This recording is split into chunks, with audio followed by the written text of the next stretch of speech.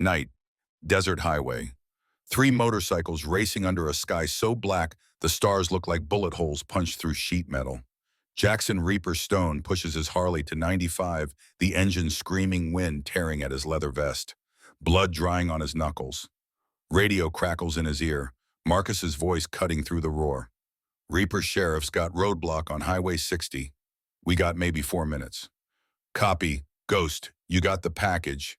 Tommy Ghost Callahan's bike pulls alongside close enough Jackson can see the dark shape strapped behind him, small body wrapped in a blanket. Affirmative. Kids secure. Behind them headlights, gaining fast. Black SUV, no plates pushing, 100 easy. Jackson's jaw tightens. Not cops. Worse. Gunfire. Muzzle flash in darkness. Bullet sparks off Jackson's rear fender, white-hot metal, screaming past his boot.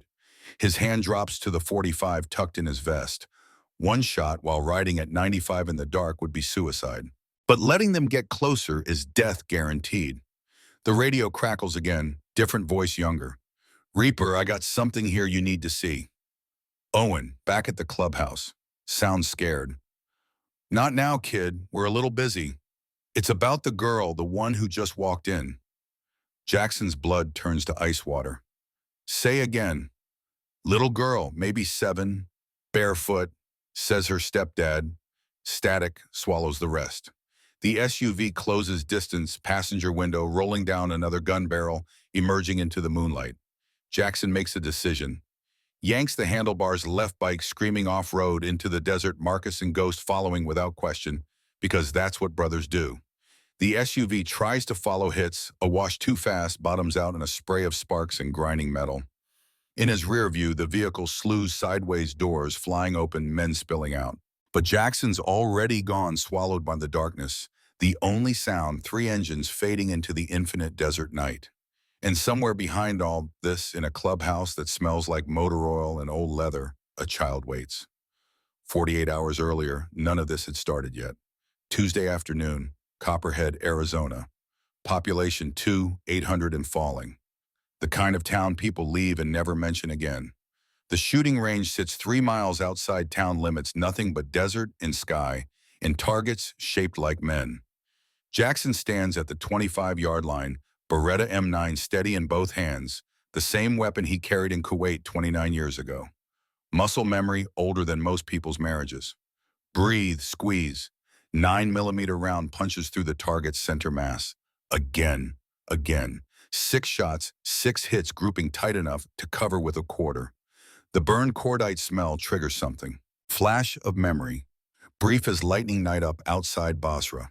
1991, sand in his teeth and fear in his gut, watching a door that might hide insurgents or might hide nothing at all. The moment before action, when everything compresses into a single point of terrible clarity. He shakes it off. That war ended before most of the guys at the clubhouse could drive. Different life. Different man. His phone buzzes. Marcus. Meeting in 20. Something came up. Good or bad? Complicated. Jackson holsters the Beretta, packs his gear with the same precision he learned in boot camp. Everything has a place. Everything serves a purpose. Chaos is the enemy. Order is survival. The drive back to town takes 12 minutes. Copperhead sprawls across the valley floor like something that died and dried out in the sun. Main Street runs half a mile, gas station, diner, dollar store, post office, elementary school. The rest is residential streets where the houses get smaller and more desperate the farther you go from center. Iron Wolves Motorcycle Club sits at the edge of respectability, literally and figuratively. Cinder block building with peeling beige paint, flat roof, shimmering heat waves, small parking lot where 7 bikes stand in precise formation. Not much to look at, but the locks are solid, the walls are thick, and the men inside know how to handle themselves. Jackson parks, kills the engine. The sudden silence feels heavy. Inside, he can hear voices, tense and low. Marcus stands at the bar, arms crossed over his chest. 47 years old, 6'2", 220, with a gray-streaked beard and eyes that have seen things most people only have nightmares about. Army Ranger Gulf War, the kind of man who moves through the world like he's always calculating angles of fire. Next to him, Ghost leans against the pool table, all coiled energy and restless hands. 34 lean and hard with a face that never quite relaxes. Army intelligence, 3 tours in Iraq and Afghanistan, and a discharge that nobody talks about, but everyone knows wasn't voluntary.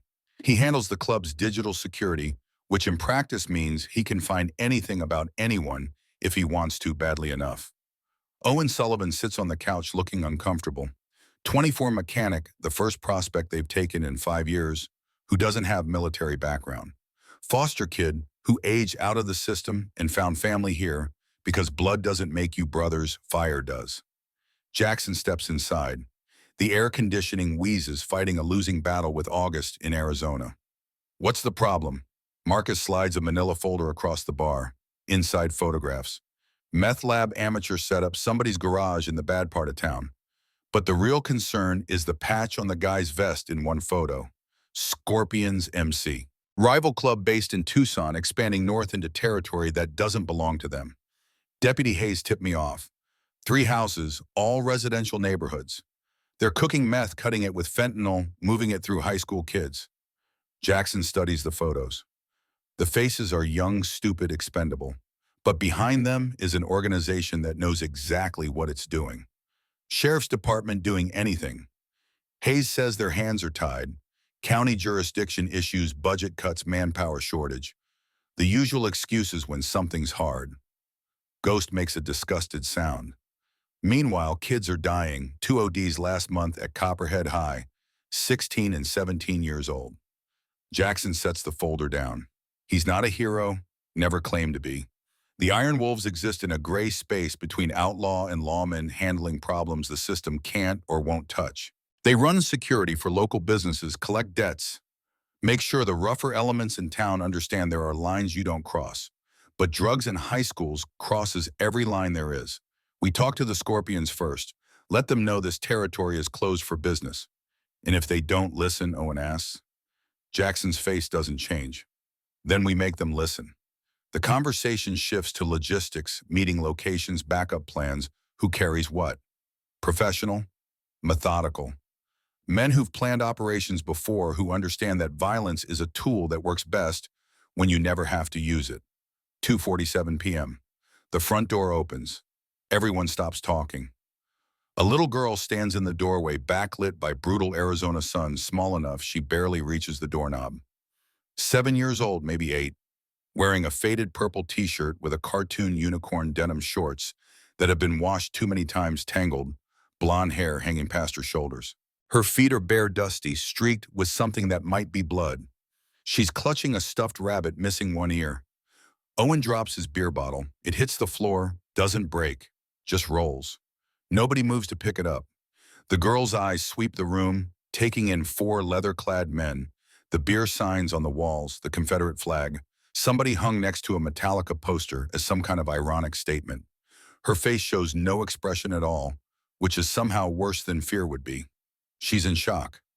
Jackson recognizes it from combat, from seeing men walk around after IED strikes with their guts hanging out, not feeling anything, because the brain hasn't processed what just happened yet. He moves first. Always moves first. That's what presidents do. Crosses the room in 3 strides, then drops to one knee 10 feet away, making himself smaller, less threatening. You're safe here. Nobody's gonna hurt you. His voice comes out different than it usually does, gentler, like talking to spooked horses or wounded animals. Marcus grabs the first aid kit from behind the bar without being asked. Ghost positions himself at the window hand, near his sidearm, scanning the street, because someone this young, this traumatized, didn't appear out of nowhere. Owen just stares, frozen completely out of his depth. The little girl blinks, her lip trembles. When she finally speaks, her voice is so small, Jackson almost doesn't hear it. Are you the tough guys? Something in his chest cracks open, something he thought he'd sealed shut years ago. Some people think so. What's your name, sweetheart? The child doesn't answer immediately.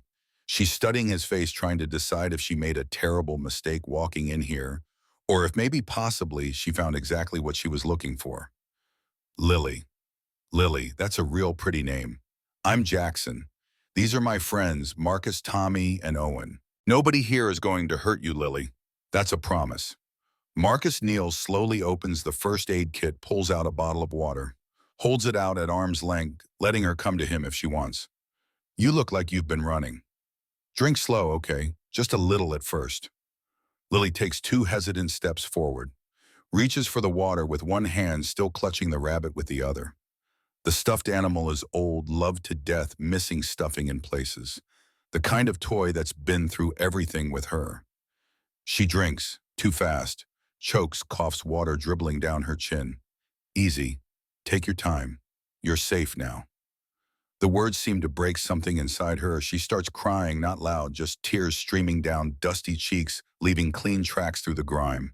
Jackson stays where he is, giving her space. Marcus catches his eye, asking a silent question. Jackson shakes his head fractionally. Not yet. Let her find her own way. Owen finally moves, disappears into the kitchen, comes back with crackers and a jar of peanut butter. Sets them on the coffee table within reach. It ain't much, but it's what we got.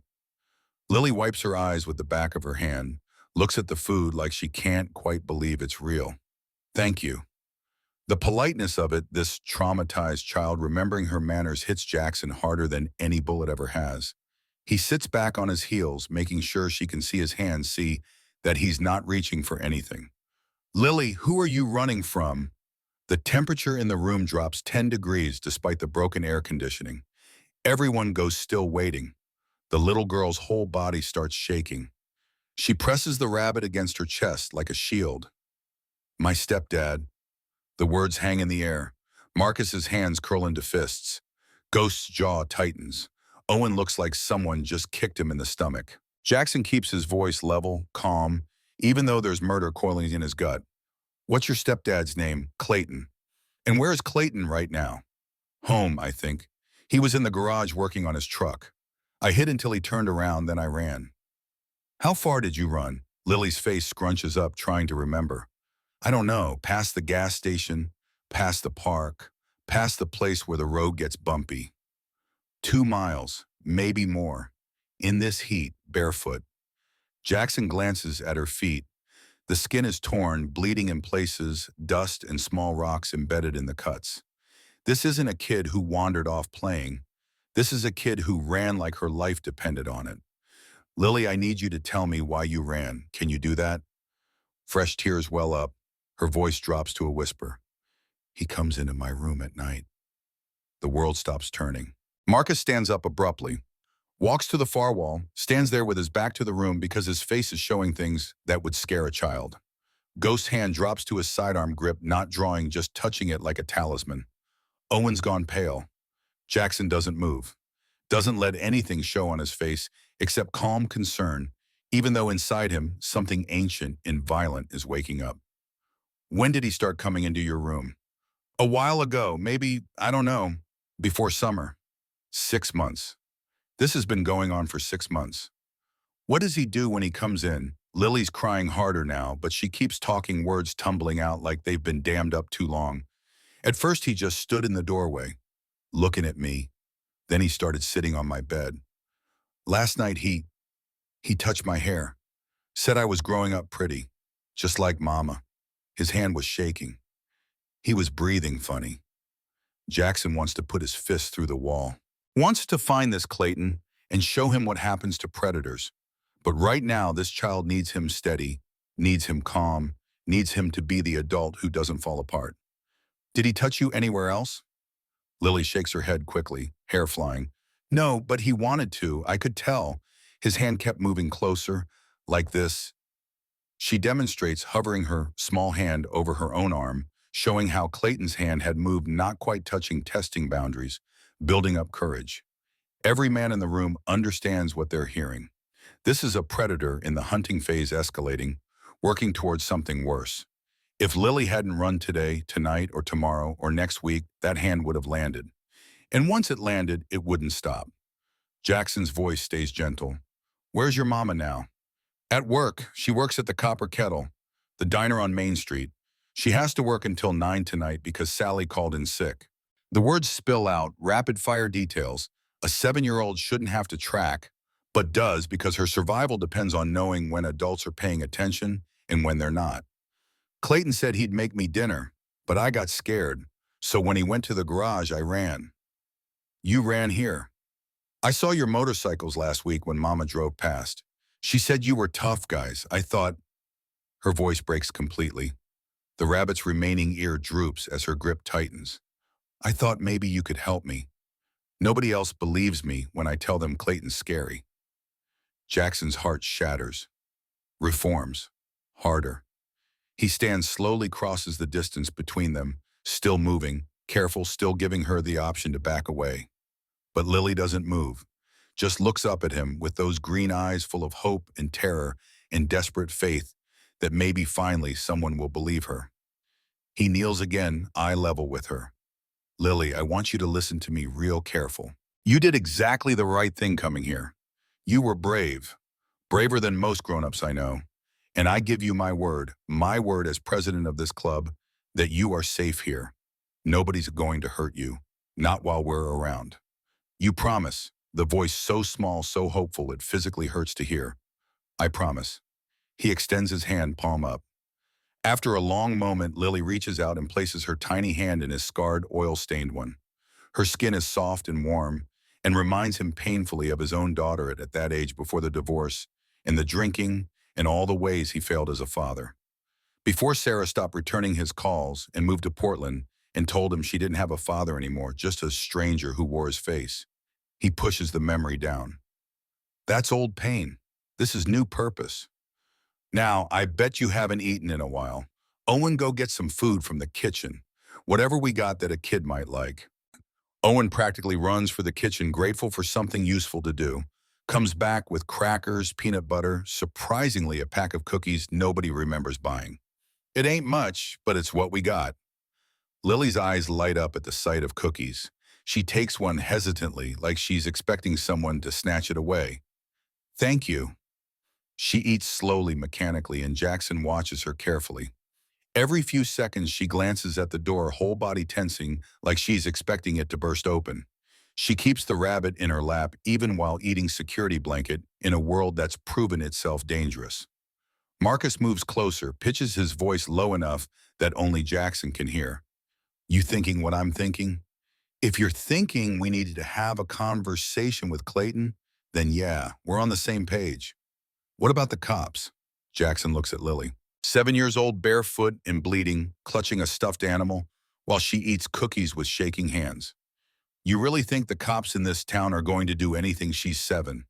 He didn't actually touch her yet, not in a way that leaves evidence. At best, they investigate for 6 months while this piece of trash has access to her every single night. At worst, they tell her mama she's overreacting, send the girl home, and this animal gets smarter about hiding what he's doing. Marcus is silent for a moment, working through the same calculations. We do this. We got to be smart about it. I'm always smart. It's a lie, and they both know it. Jackson's made plenty of stupid decisions, but this won't be one of them. This time, he's going to do it right. First, we take care of the kid, make sure she feels safe. Then we take care of the problem. Owen emerges from the kitchen with a damp cloth, kneels carefully near Lily. Can I look at your feet? They're pretty torn up. Lily nods. Owen's hands are surprisingly gentle as he cleans the cuts, applies antibiotic ointment, wraps bandages. Mechanic's hands used to fixing broken things. Ghost stays at the window watching the street. After 15 minutes, he stiffens. We got company. Blue Ford F-150, maybe 20 years old, circling the block. Jackson's jaw tightens. Third time. Fourth, driver's alone, looks agitated. That'll be Clayton.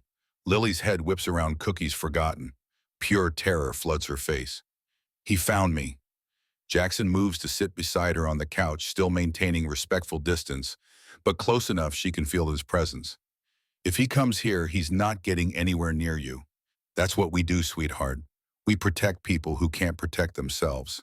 It's kind of our thing. Even though She pauses, searching for words. My mama says bikers are bad people. Jackson allows himself a small smile. Your mama's probably right about some of us. We're not saints. We've done things we're not proud of. But there's a line, Lily, a line that separates bad men from monsters. We might cross a lot of lines, but never that one.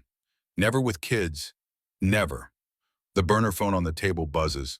Marcus picks it up, listens for 30 seconds, closes it with a snap that makes Lily flinch. That was Reaper. Says the truck just pulling up front.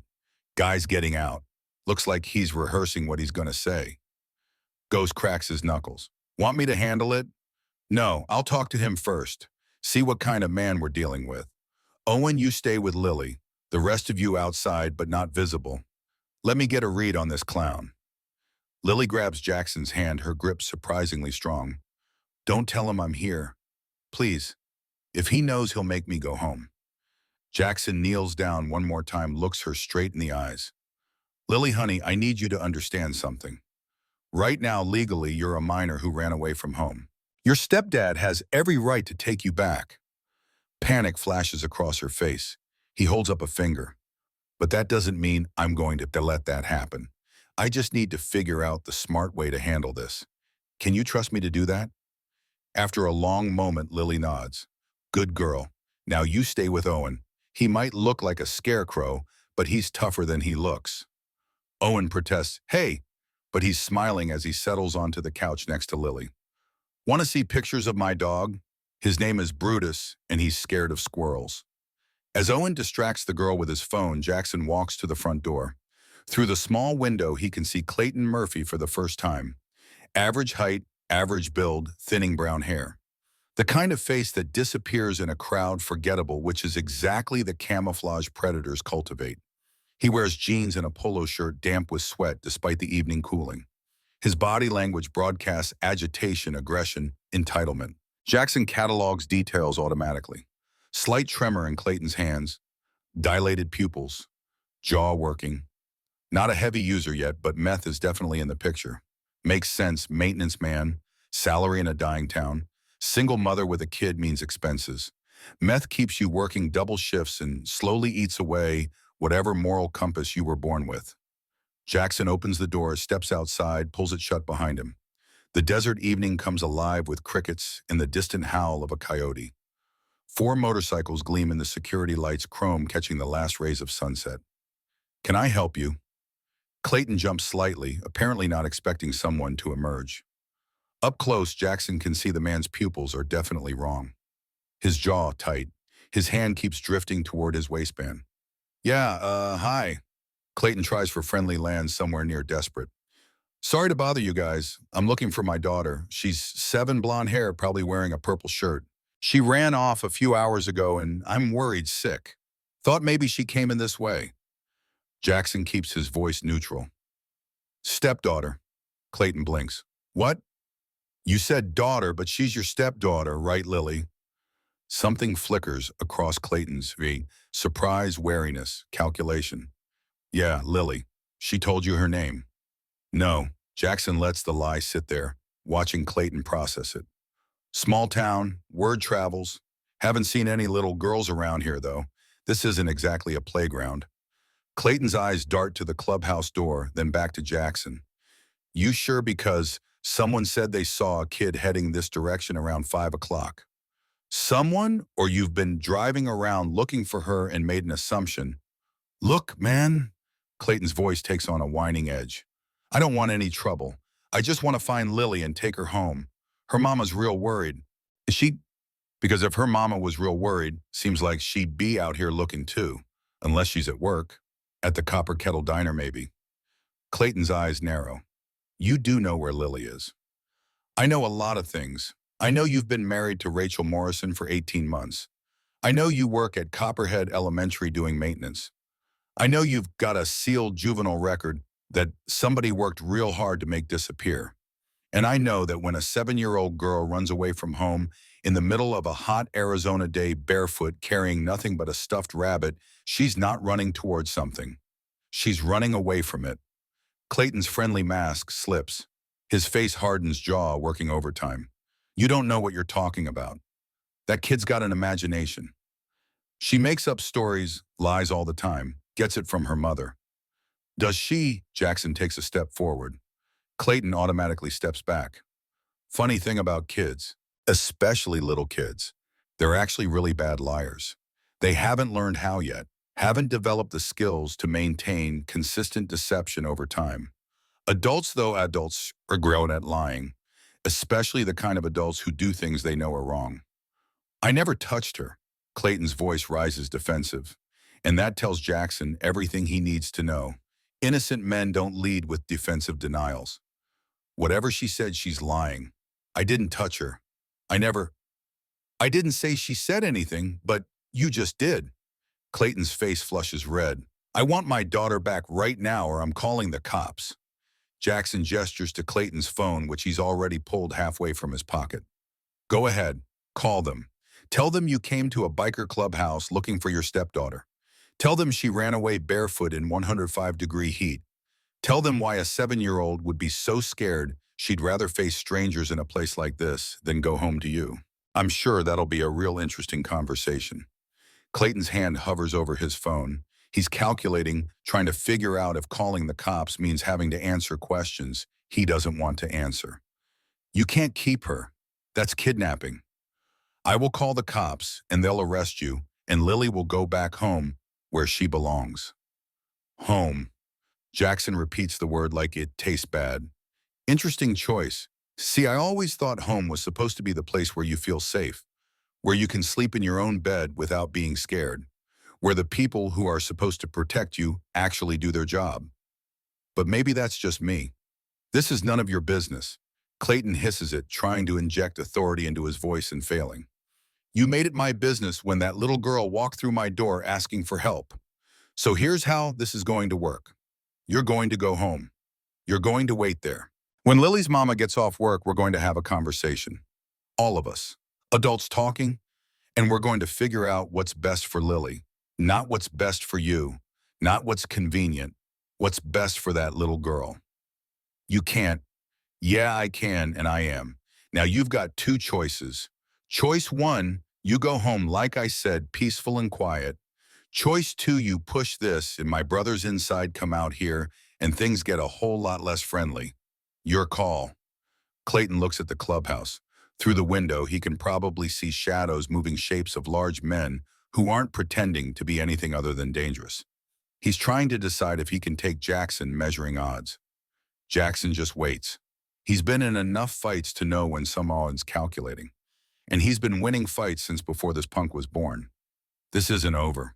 You're going to regret getting involved in my family business. Probably, but I've got a lot of regrets already. What's one more? Clayton climbs into his truck, peels out, spraying gravel and dust. Jackson watches until the taillights disappear around the corner, then turns to find Marcus standing in the doorway.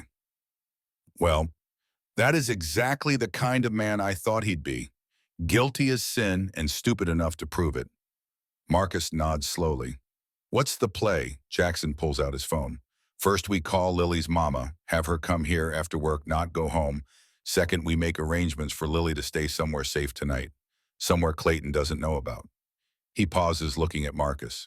Third, we have a very serious conversation about what happens to men who hurt kids in this town. The kind of conversation that ends with them leaving town. Or worse, depends on how smart he is. But one way or another, Clayton Murphy is done being a threat to that little girl. I don't care what I have to do to make that happen. Inside the clubhouse, Lily's voice drifts through the open door, asking Owen if his dog really is scared of squirrels. The sound of her small laugh, the first one Jackson's heard from her, makes his decision even easier. Some lines once crossed require justice. And if the law won't deliver it well, that's what the Iron Wolves are for. Ghost appears from around the side of the building, moving like smoke. Followed him on foot for 3 blocks. He's circling back, parked at the abandoned gas station across the street. He's watching us. Of course he is. Marcus called Deputy Hayes. Let her know what's happening. Ghost keep eyes on him. Owen stays with Lily. I'm calling Rachel Morrison. The number for the Copper Kettle Diner is in the phone book because this is the kind of town where people still use phone books. Jackson explains the situation to a woman who sounds exhausted before he even starts talking. She promises to come by as soon as her shift ends. 9:30 p.m. 4.5 hours, Jackson relays this to the crew. Ghost reports Clayton still parked watching, occasionally talking on his phone. Every instinct Jackson has says the situation is going to deteriorate before it improves. He's not wrong. 7:15 p.m. Black SUV pulls up across the street, parks next to Clayton's truck. 2 men exit expensive suits, the kind of hard cases who make their living hurting people for money. Ghost's voice comes through the radio tight with tension. Reaper, we got a problem. Jackson moves to the window, watches one of the men approach Clayton's truck, lean in, talk for maybe 30 seconds. Then both of them suit and Clayton start walking toward the clubhouse. Everybody armed? Marcus already has his Glock out checking the chamber. Owen pulls a revolver from his waistband with shaking hands. Ghost appears in the doorway, AR-15 held low but ready. Lily stays in the back room. Owen, you're with her. Anybody comes through that door who isn't us, you shoot first and we'll sort it out later. Owen's face is pale but determined. Copy. He disappears with Lily. The little girl looks back at Jackson one more time, terror in her eyes, and he gives her what he hopes is a reassuring nod. Then the front door opens without anyone knocking. The man in the suit steps inside like he owns the place. 6 feet tall, athletic build, dark hair, slicked back, dead eyes that have seen everything and been impressed by nothing. Professional, expensive watch, manicured nails. The kind of predator who operates in boardrooms and back alleys with equal ease. Mr. Stone, I'm Victor Reeves. I represent certain interests in the area. There's been a misunderstanding. Jackson doesn't move from his position by the bar. No misunderstanding. You need to leave. Victor's smile doesn't reach his eyes. A child has been reported missing. Her guardian is requesting her return. Legally, you're obligated to. Legally, I'm obligated to protect a minor in danger. Child Protective Services can sort it out. That won't be necessary. We can handle this internally. Victor reaches into his jacket. Marcus's gun comes up instantly, but Victor just pulls out a business card, holds it up, sets it on the pool table. Southwest Youth Services, Residential Treatment Center. Jackson's blood turns to ice water. He recognizes the setup immediately. Fake facility, trafficking front, the kind of place that takes troubled kids and makes them disappear. Clayton has full custody. The paperwork is in order. The girl has behavioral issues. She needs professional care. The girl stays here until real authorities arrive. Victor's smile vanishes like it was never there. Mr. Stone, I'd hate for this to become difficult. Your club has certain vulnerabilities, outstanding warrants, parole violations. It would be unfortunate if someone decided to examine your operation more closely. The Scorpions MC, for instance, might be interested to know you're moving into their territory. Jackson interrupts by punching Victor in the throat. Fast, brutal, Marine Corps combatives, the kind of strike designed to end fights before they start. Victor drops gasping hands, clutching his crushed windpipe. The second man reaches for his gun. Ghost shoots him. Leg non-fatal, but the man goes down screaming. The SUV doors fly open. 2 more men emerging, weapons drawn. Marcus is already moving, diving for cover behind the bar as bullets punch through the front window, safety glass, spiderwebbing, beer signs exploding in showers of sparks and broken neon. Ghost returns fire from the doorway, controlled bursts suppressing. From the roof, Jackson didn't even know he was up there, comes the crack of a hunting rifle. One of the men at the SUV drops. The other dives for cover. 90 seconds of violence, controlled chaos, training and instinct combining into brutal efficiency. Then it's over. Both men at the SUV are down, one wounded, one dead. Victor, zip-tied on the floor, still struggling to breathe. The second man from the SUV is unconscious, bleeding from his leg, but alive. Clayton's truck is gone, fled during the firefight. Sirens approaching. Ghost checks the street. Sheriff's Department, 2 cars. Deputy Hayes is one of them. Jackson looks at Victor, gasping on the floor like a fish. Who do you work for? Victor manages to smile despite the blood in his mouth. You have no idea how big this is. You just signed your death warrant. Been there before. Didn't take. Deputy Linda Hayes burst through the door, weapon drawn, taking in the scene broken. Glass blood, zip-tied men, 4 bikers, standing like they're ready for round 2. Jackson, what the hell happened? Self-defense. They came for the girl. Linda's eyes go to the back room where Owen's standing guard. What girl? The one who's going to bring down a trafficking ring. Victor laughs from the floor, wet and ugly. You think you won?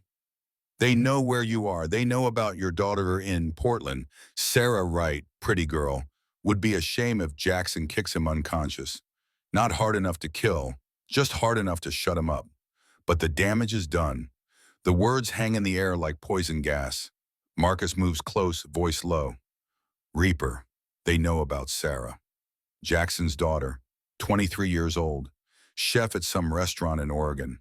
Hasn't spoken to him in 4 years, not since the divorce turned ugly, and she decided that her father cared more about the club than his own family. She was right then, but she's still his daughter, still his responsibility, still his to protect. And now these animals know exactly where to find her. Jackson's face could be carved from stone. Then we don't wait for them to come to us. We go hunting. He starts loading weapons from the cache behind the false wall panel. Marcus joins him. Ghost is already pulling tactical gear from the storage room. Owen appears in the doorway. What do you need me to do? Stay with Lily. If anything happens, if anyone comes here, you take her and you run. Drive to Phoenix, find the FBI field office, tell them everything. Where are you going? Jackson doesn't answer. He's already moving mind-shifting into combat mode, the old training kicking in. Plan the mission, execute the mission, bring everyone home. Except this time home is a concept that barely exists. His daughter hates him. The little girl in the back room trusts him. Victor's network wants them both dead. The situation is deteriorating fast. But Jackson's fought losing battles before. Basra 1991, when their convoy got separated and they spent 3 days behind enemy lines living on whatever they could scavenge. He survived that. He'll survive this. And so will Sarah. So will Lily. Whatever it takes. Linda Hayes pulls him aside while her deputies secure the scene. Jackson, this is federal now. Human trafficking crosses state lines. FBI needs to be involved. FBI will take 72 hours to mobilize. I don't have 72 hours. You also don't have jurisdiction or authority or legal protection if you go after these people. But I have training, I have weapons, and I have motivation. That's enough. Linda looks at him for a long moment. She's known Jackson for 15 years, since before he wore the president's patch, back when he was just another veteran trying to find purpose after the military didn't need him anymore. 24 hours. I'll hold the scene process evidence. Keep the official investigation moving slow enough to give you a head start. After that, I have to report everything up the chain. 24 hours is all I need. And if it's not, Jackson meets her eyes. Then you'll have one less problem to worry about. He walks out into the desert night. The air has finally cooled, temperature dropping from blast furnace to merely oppressive. Ghost and Marcus follow grim-faced checking equipment with practiced hands. We need intel. Ghost, I need everything on Victor Reeves. Marcus, call your change your contacts. Somebody has information on trafficking networks in the Southwest. Ghost pulls out his laptop, already typing. On it. Marcus makes calls, low conversations with people who owe favors or remember the old days when they wore the same uniform. After 20 minutes, he comes back with a name. Desert Rose, Southwest Regional Operation. They've been on FBI radar for 18 months, but no solid leads on leadership. Use fake residential facilities to move kids. Southwest Youth Services is one of their fronts. How many facilities? Unknown. At least 3 confirmed in Arizona, New Mexico, Nevada. Estimated 30 to 40 children in rotation at any time. 40 children. The number hits like a gut punch. This isn't one predator and one victim. This is industrial-scale evil. Ghost looks up from his laptop. Found something. Victor Reeves is linked to another name. Robert Tierney. The name triggers recognition. Marcus swears. Robert Tierney, 4th grade teacher at Copperhead Elementary. The same school where Clayton works maintenance. Jackson's stomach drops. They work together. Clayton identifies targets. Tierney has access to kids, builds trust with families. They vet candidates, groom them, move them into the network when they're ready. Ghost keeps typing, pulling up financial records, encrypted messages, building a picture of the operation. Tierney's clean on paper. No record model citizen married with 2 kids. But his digital footprint shows encrypted communication, dark web access. And he's receiving monthly payments, $5,000, from a shell corporation tied to Southwest Youth Services. Address 427 Pine Street, subdivision on the north side. Jackson checks his watch. 8:45 p.m. Tierney's probably home with his family, playing daddy, pretending to be a good man while he feeds children to wolves. We talked to him tonight.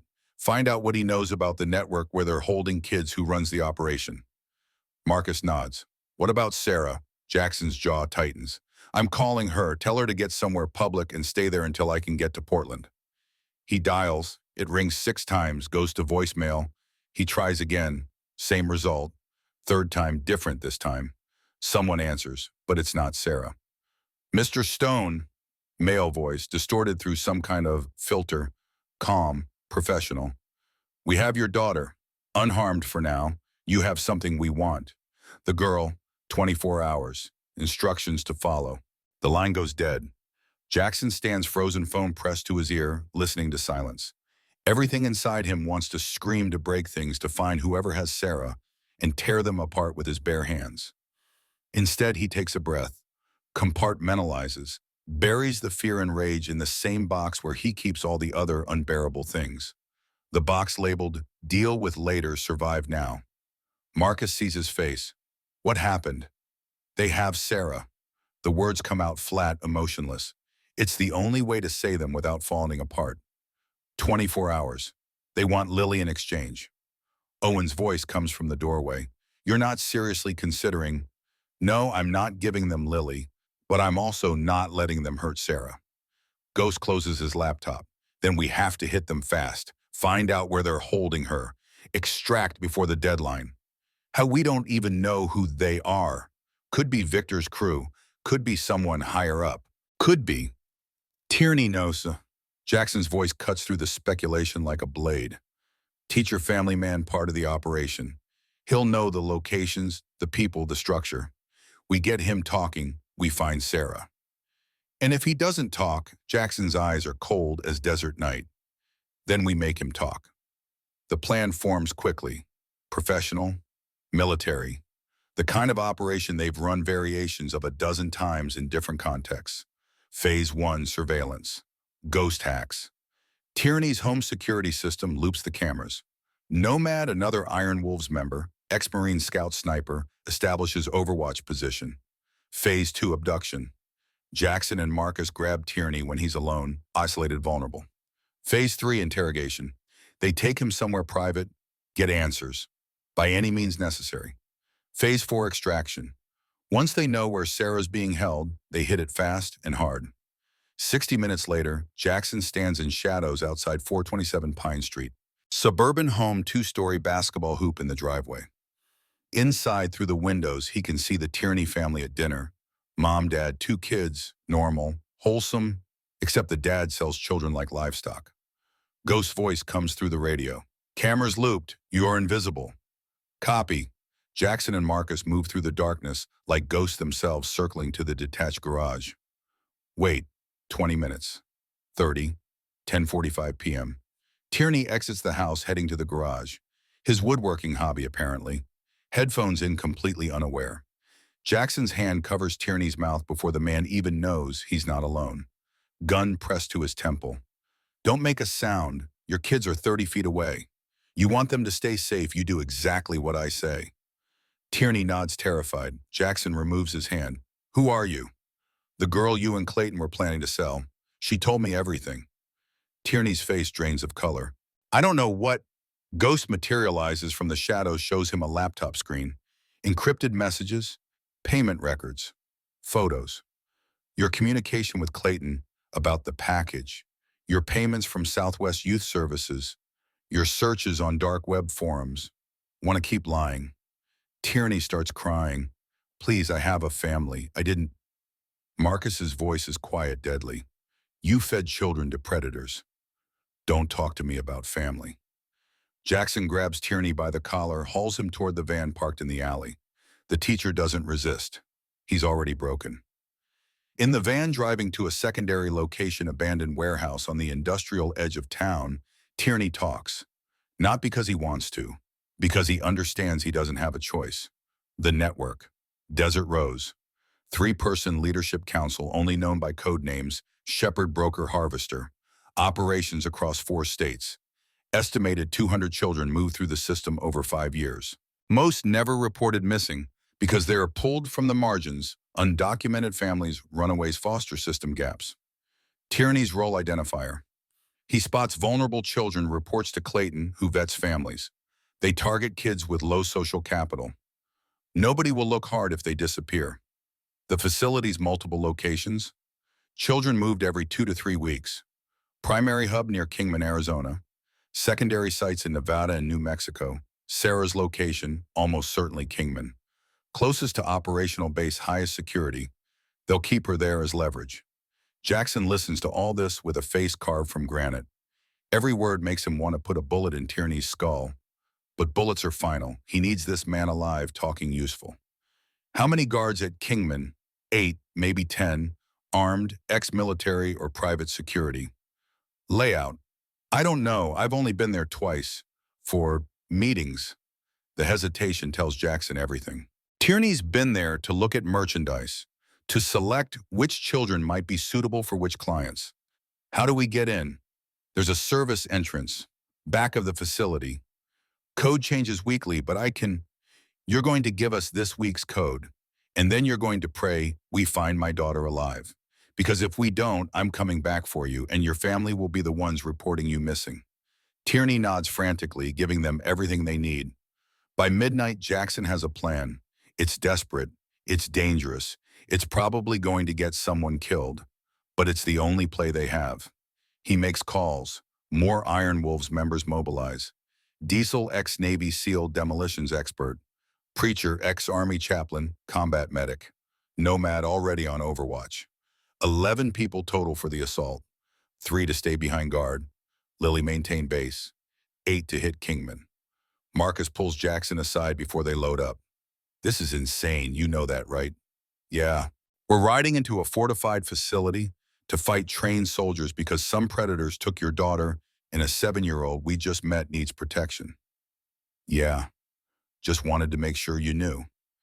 Jackson looks at his oldest friend, the man who's been beside him through 3 wars and a dozen smaller conflicts. You don't have to come. None of you do. This is my fight. Marcus laughs short and bitter. Your fight, brother, when one of us bleeds, we all bleed. That's what the patch means. You ride, I ride. Simple as that. Ghost appears loading magazines with methodical precision. Besides, I really don't like child traffickers. Be a shame if something happened to them. Owen approaches nervous but determined. I'm staying with Lily. Make sure nothing happens here. Jackson clasps his shoulder. You're doing the most important job. You keep that little girl safe, whatever it takes. I will. Just come back okay. All of you.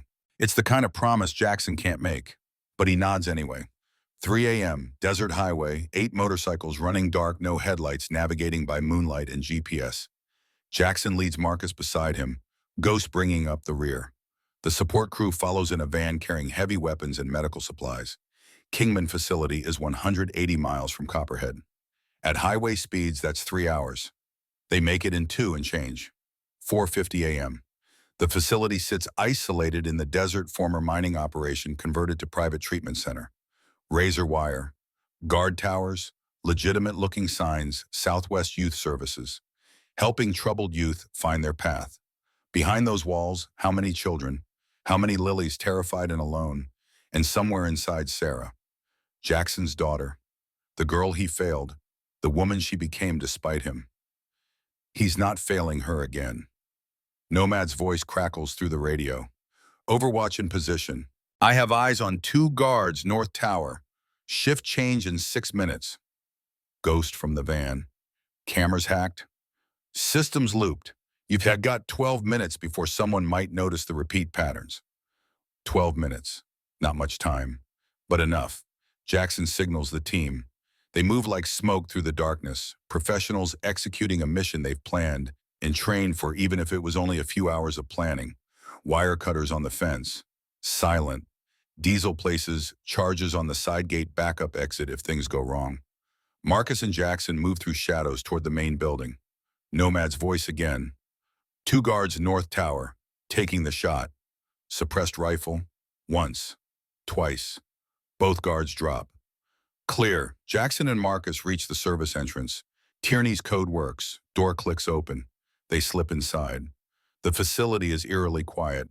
Institutional halls, locked doors, the faint smell of disinfectant and fear. On the left, administrative offices. On the right, dormitory wing where children sleep. Mission priorities. Find Sarah. Extract all children. Minimize casualties, theirs and the innocents. They move through the building, clearing rooms with practiced efficiency. First door empty, office. Second door break room. Third door locked. Heavy duty. Jackson can hear something on the other side. Voices. He signals Marcus. On three, they breach. Inside guard station. Three men armed in the middle of a shift change. One reaches for his weapon. Marcus shoots him center mass suppressed pistol, barely louder than a cough. Second man freezes, hands up. Third tries to run. Ghost appears from nowhere, tackles him. 60 seconds later, all three guards are zip-tied, gagged alive, but incapacitated. Jackson grabs the one who didn't fight. Where are the high-value holdings? The guard's eyes go to the ceiling. Second floor. Jackson nods, thanks, then knocks him unconscious with the pistol grip. They move up the stairs. More guards, but Ghost and Diesel handle them with mechanical efficiency. The Iron Wolves aren't heroes. They're not good guys. They're just men who understand violence and know when to apply it. Second floor, long hallway, doors with nameplates that try to sound therapeutic, reflection room. Meditation space, private consultation. All euphemisms for holding cells. Jackson tries the first door. Locked. Kicks it open. Inside, empty bed, evidence someone was here recently. But the room is vacant.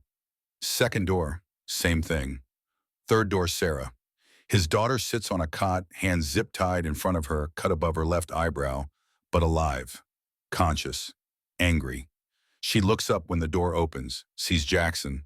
Her expression runs through surprise, confusion, something that might be hope. Dad, the word hits him like a bullet. 4 years since she called him that. Jackson crosses the room in 2 strides, pulls out his knife, cuts her restraints. Yeah, kiddo, it's me. You okay? I'm okay. They were moving me, but then alarms. Alarms. Jackson realizes he's hearing them now. Klaxons wailing through the facility. Ghost's voice on the radio, urgent. We've got problems. Backup arriving. Multiple vehicles. We need to move. Now. Jackson helps Sarah to her feet. Can you run? Yes. Then run. Follow Marcus. He'll get you out. They hit the hallway. More guards pouring up the stairs. Ghost lays down, suppressing fire while Diesel throws a flashbang. Explosion of light and sound. Guards stumble back, disoriented. The team moves, flowing through the building, like water finding paths, adapting to obstacles. Ground floor, main dormitory wing. Jackson makes a decision. We're not leaving the others. Reaper, we don't have time. We make time. He kicks open the dormitory door. Inside, 12 children ages 6 to 14, huddled on bunks, terrified by the alarms and gunfire. Marcus appears beside him, loading them in the van. 2 minutes. Herding scared children while under fire isn't in any tactical manual, but they manage. The kids respond to calm authority to adults who seem to know what they're doing even in chaos. Outside, the van doors open. Children pile in, Sarah helping the younger ones. Ghost provides cover fire while Diesel detonates the charges on the side gate, their alternate exit now their primary because the front is blocked by arriving vehicles. They pile into the van. Motorcycles left behind, too slow, too vulnerable, with precious cargo. Ghost drives foot to the floor, racing through the desert as headlights multiply behind them. Jackson in the passenger seat, reloading magazines, calculating. They've got maybe 10 minutes before the pursuers catch up. Highway 60 is 12 miles away. If they reach it, they might have a chance. If, Sarah's voice from the back. Dad, there's kids here who need hospitals. Medical attention. I know, soon as we're clear. But they're not clear. The headlights are gaining. Jackson makes another call, this time to Deputy Hayes. Linda, we're coming in hot, Highway 60 north of Kingman. Multiple hostiles pursuing. We've got 13 civilians, most of them minors. We need backup, now. Jackson, what did you... No time, we need help or people die. Your choice. He hangs up. Doesn't know if she'll come through. The highway appears ahead. Ghost barely slows for the turn tires, screaming vans shuddering. Behind them, the pursuing vehicles make the same turn. Getting closer. Gunfire. Rounds punch through the van's rear doors. Sarah throws herself over the younger children, protecting them with her body. Jackson climbs into the back, AR-15 in hand, opens the rear doors just enough to return fire. Controlled bursts at the closest vehicle. One tire explodes. The SUV swerves, crashes into the desert embankment. Two more vehicles still pursuing, and then lights ahead. Red and blue highway patrol racing toward them. Linda came through. The pursuing vehicles see the cops brake hard, turn around, disappear into the desert. The van slows, stops.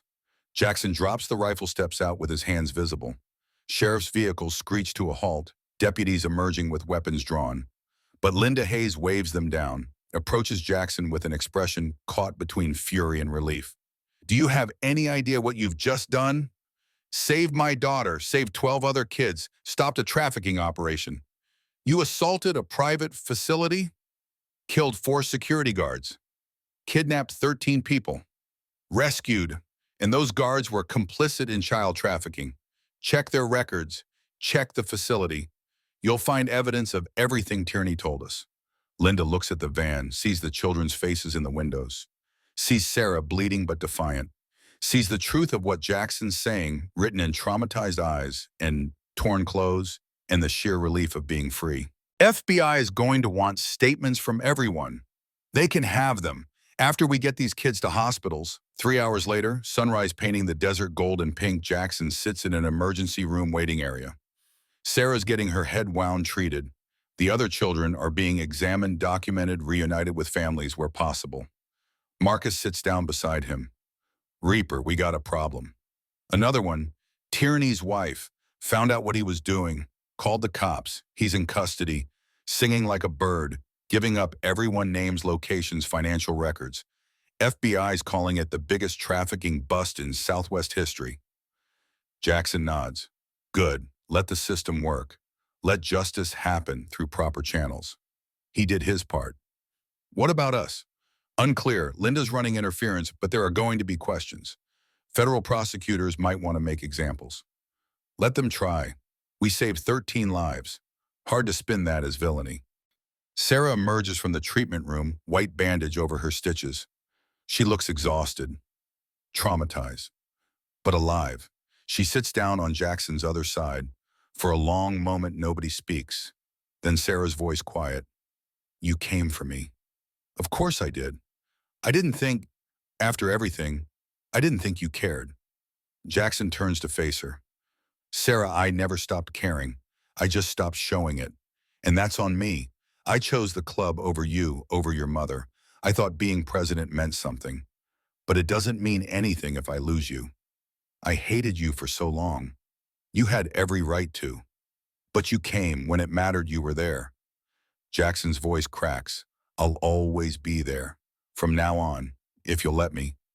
Sarah hugs him. 4 years of distance healing in a moment. They sit like that until a nurse comes to tell them there's someone else asking for Jackson. In another room, small figure in a hospital bed, of Faria in her arm. Lily Morrison still clutching her stuffed rabbit. Rachel sits beside her, holding her hand. Lily sees Jackson. Her face lights up. "Mr. Jackson, you came back. Told you I would, kiddo. Did you find your daughter?" "Yeah, thanks to you." "Me. You were brave enough to ask for help. That started everything. You saved her too." Lily considers this. Then shy smile. "So we're both brave." "Yeah, kid, we're both brave." Rachel stands, approaches Jackson. "They're saying Clayton's dead, and Mr. Tierney's been arrested. Is that? Clayton tried to kill me and my daughter during the rescue. One of my men stopped him. Tierney's cooperating with federal investigators. The network's done." Rachel nods, processing. "I should feel sad about Clayton, but I just feel relieved." "That's okay. That's healthy. We're leaving Copperhead. My sister lives in San Diego. Fresh start." "That's smart. That's good." Rachel touches his arm. "You saved my daughter. You saved us. I don't know how to thank you." "You don't need to. Just take care of her, love her, keep her safe. That's all the thanks I need." Lily calls out from the bed. "Mr. Jackson, will you visit us in California?" Jackson thinks about the shitstorm coming, federal investigations, legal proceedings, media attention. Thinks about rebuilding his relationship with Sarah. Thinks about the iron wolves in the next crisis that will inevitably come. Maybe someday, kiddo. Promise. I don't make promises I can't keep, but I'll try.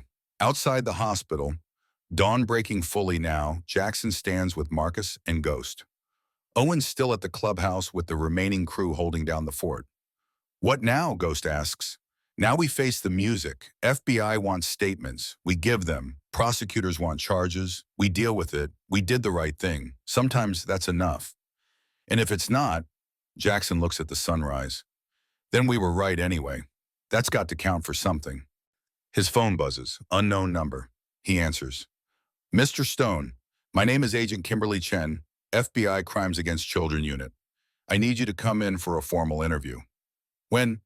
Now, if possible, we have a lot to discuss. Jackson looks at his brothers. They nod. We'll be there in an hour. The line goes quiet for a moment. Then Agent Chen's voice, different tone almost. Grateful, Mr. Stone.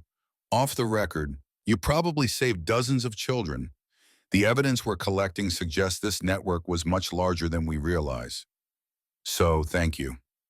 She hangs up before he can respond. Jackson stares at his phone, then at Marcus. Did an FBI agent just thank us for assaulting a facility and killing 4 people? World's a complicated place. Yeah, it is. They start walking toward the motorcycles. Jackson's body aches. He's got blood under his fingernails that isn't his. His daughter's speaking to him again. A little girl named Lily is going to grow up safe. Not a bad night's work. Behind him, the hospital doors open. Sarah emerges, sees him, waves. Jackson waves back. Maybe redemption doesn't come all at once. Maybe it's built in moments, in choices, in the difference between walking away and staying to fight. 4 years ago, he would have walked away, called the cops, let the system handle it, told himself it wasn't his problem. But Lily walked through his door asking for help. And when a 7-year-old is brave enough to ask, the only acceptable answer is yes, whatever it costs. The FBI field office in Phoenix smells like recycled air and burnt coffee. Jackson sits in an interrogation room that's trying too hard to be called an interview room, softer lighting, no two-way mirror chairs that don't bolt to the floor. Agent Kimberly Chen sits across from him, tablet open, recording device between them like a small black confession box. Walk me through last night, start to finish. Jackson does. No lies, few omissions. Lily arriving at the clubhouse, Clayton's confrontation, Victor Reeves and his crew, the firefight, Sarah's kidnapping, Tierney's abduction and interrogation, the Kingman facility raid. Chen listens without interrupting, takes notes. Her face reveals nothing. When Jackson finishes, she leans back. You understand that what you've described constitutes multiple felonies: assault, kidnapping, breaking and entering, weapons charges, homicide, self-defense, protection of minors, and the homicides were combatants engaged in criminal enterprise. That's for prosecutors to decide. Then let them decide. I did what needed doing. Chen studies him. Chinese-American, early 40s, carries herself with the precision of someone who spent years building credibility in a system that didn't make it easy. No wedding ring. Laptop covered in FBI Academy stickers. Woman who married the job. Robert Tierney is cooperating. Fully. He's given us 47 names across 9 states. Server locations. Financial records. Client lists we're still verifying. This network, Desert Rose, has been operating for at least 5 years. Minimum 200 victims. The number hangs in the air like smoke. Your unorthodox methods started the largest trafficking bust in Bureau history. Jackson says nothing. Lets her work through it. Officially, I cannot condone vigilante action. I will never say publicly that you did the right thing. And unofficially, Chen's expression shifts fractionally. Unofficially, you probably made dozens of children from fates worse than death. And you did it in 48 hours. We've been investigating Desert Rose for 18 months without breaking their operational security. She closes the tablet. You're free to go. Expect more interviews. Federal prosecutors will review everything. But between you and me, given the circumstances and outcomes, charges are unlikely. What about my crew? Same, though, Mr. Callahan's hacking activities might generate separate interest from our cybercrimes division. Ghost will love that. Jackson stands. Chen stands with him. Mr. Stone, if you ever hear about situations like this again, children in danger trafficking operations, you call us first, not after. Understood? Understood. I mean it. You got lucky this time. Next time you might not. Jackson meets her eyes. Agent Chen, with respect, I didn't get lucky. I got my daughter back alive. That's not luck. That's doing whatever it takes. He walks out before she can respond. In the parking lot, Marcus leans against his bike, smoking a cigarette he quit 5 years ago. How bad? Could be worse, could be better. We're not arrested, which counts as a win. What about Clayton? Anything on who killed him? Nomad shot from 800 meters, in the dark, during chaos. Good luck proving which one of us pulled that trigger. Marcus takes a drag. You know this isn't over. Victor, Reeves had bosses. The network had 3 leaders. Shepherd, broker, harvester. We got the street level. But the top, still out there. And now they know our faces, know what we can do. Jackson swings his leg over the Harley. Then let them come, we'll be ready. The ride back to Copperhead takes 4 hours. Jackson uses the time to think, to process, to compartmentalize the last 48 hours into boxes he can carry without breaking under the weight. Sarah's alive. That's box 1 labeled victory. Lily's safe. Box 2 also victory. 12 other children extracted. Box 3. But box 4, a national trafficking network still operational, just wounded. Leadership intact. Resources deep. And now they have personal grudge against the Iron Wolves. That box doesn't close easy. Copperhead appears on the horizon like a mirage that never quite solidifies. Jackson pulls into the clubhouse lot just after 3 p.m. The building looks different somehow. Bullet holes patched with fresh concrete, new glass in the windows, but the scars are there if you know where to look. Owen sits on the front steps, shotgun across his lap, looking like he hasn't slept. When he sees Jackson, relief floods his face. Thank God. Lily's been asking about you every 20 minutes. She okay? Scared, won't let the rabbit out of her sight, but okay. Inside the clubhouse has been cleaned, blood scrubbed away, spent brass collected, furniture rearranged to hide the worst damage. Lily sits on the couch wrapped in a blanket, 3 sizes too big, watching cartoons on Owen's tablet. She sees Jackson, drops the tablet, runs across the room and crashes into him, arms wrapping around his waist. You came back. Told you I would. Did you find your daughter? Yeah, she's safe, thanks to you. Lily pulls back, confused. Me, I didn't do anything. Jackson kneels down. You were brave enough to ask for help when you needed it. That's the hardest thing in the world. And because you did, we found out about bad people doing bad things. Now they can't hurt anyone else. Really? Really? Lily processes this, then throws her arms around his neck. You're my hero, Mr. Jackson. Something in his chest that's been frozen for 4 years cracks open. He hugs her back, careful, gentle. You're pretty heroic yourself, kid. Rachel appears from the bridge room looking exhausted but determined. Mr. Stone, the FBI called. They want to interview Lily, but they said if I don't want her to testify, they have enough evidence without her statement. What do you want? I want her to never have to think about Clayton again. Is that selfish? That's being a good mother. Rachel nods, a relief visible. We're leaving tomorrow. My sister's driving up from San Diego. Fresh start. Smart move. I'll never forget what you did for us. What's Jackson shakes his head. Just did what needed doing. Most people wouldn't have. They'd have called the police and hoped for the best. You made sure of the best. She pauses. There's something else. The FBI said Clayton had files on his computer, photos of other children. Not just Lily. They think he and Mr. Tierney were planning to take more kids. The words stick in her throat. Jackson's jaw tightens. How many? They're still investigating, at least 6 others at Copperhead Elementary. The parents are being notified. 6 more. 6 more children who were being watched, evaluated, groomed for sale. If Lily hadn't run, if Jackson hadn't acted. Mrs. Morrison, you didn't bring a monster into your daughter's life. Clayton was already a monster. He just hit it well. That's what predators do. I should have seen. Nobody sees until it's too late. That's why they're successful. You did see eventually. You believed your daughter. That's what matters. Rachel wipes her eyes. Thank you. After they leave, Lily waving from the car window, Rabbit pressed against the glass, Jackson sits at the bar with Marcus, Ghost, and Owen.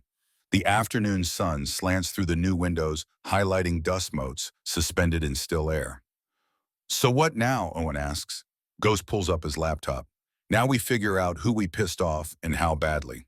He's been digging since they got back, tracing connections following digital breadcrumbs that most people don't even know exist.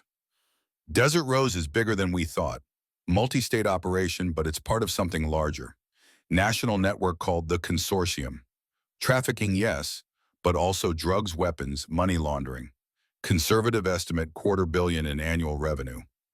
Marcus whistles low. We kicked the hornet's nest. Worse, we killed some of their hornets and exposed their nest to federal investigation. They're going to retaliate.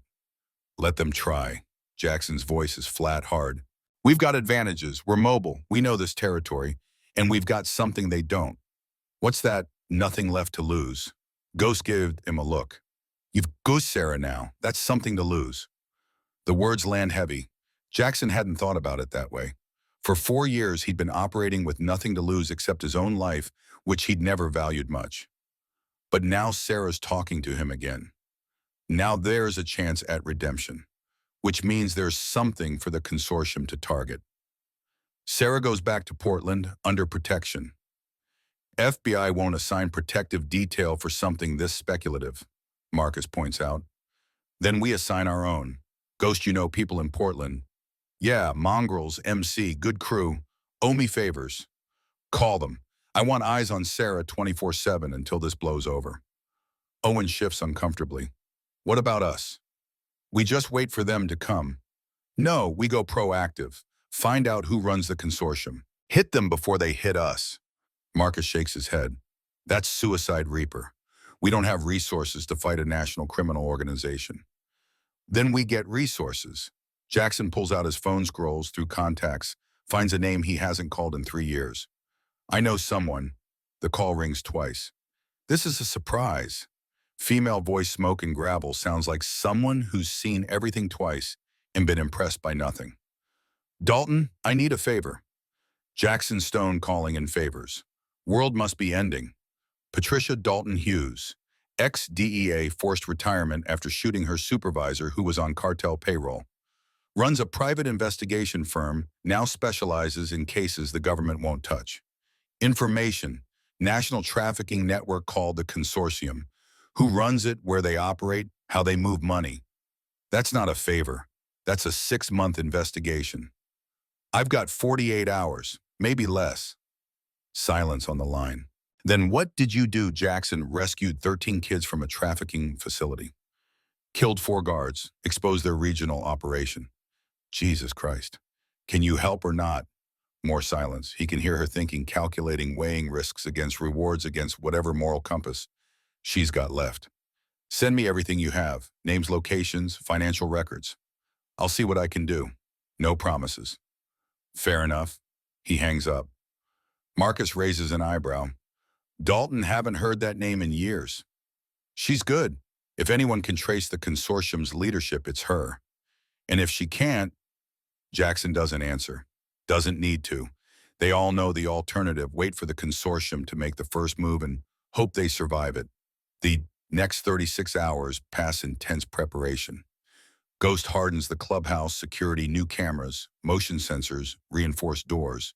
Marcus reaches out to other Iron Wolves chapters, puts them on alert. Owen inventories weapons and ammunition. Jackson calls Sarah 3 times, checking in, making sure she's safe. She sounds good, stronger each time they talk. Says she's back at work, trying to return to normal. Says the Mongrels, MC guys, are professional, unobtrusive, making her feel protected without being suffocated. How long do I need protection?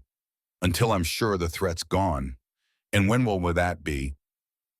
Soon, I promise. Another promise he's not sure he can keep. 40 hours after the raid, Dalton calls back. I've got something. Not everything, but enough to be dangerous. Talk. The consortium isn't a single organization, it's a coalition. 7 major criminal enterprises operating under unified leadership. They handle trafficking drugs, weapons, cybercrime, money laundering. Annual revenue estimated at 300 million. Marcus listening on speaker whistles again.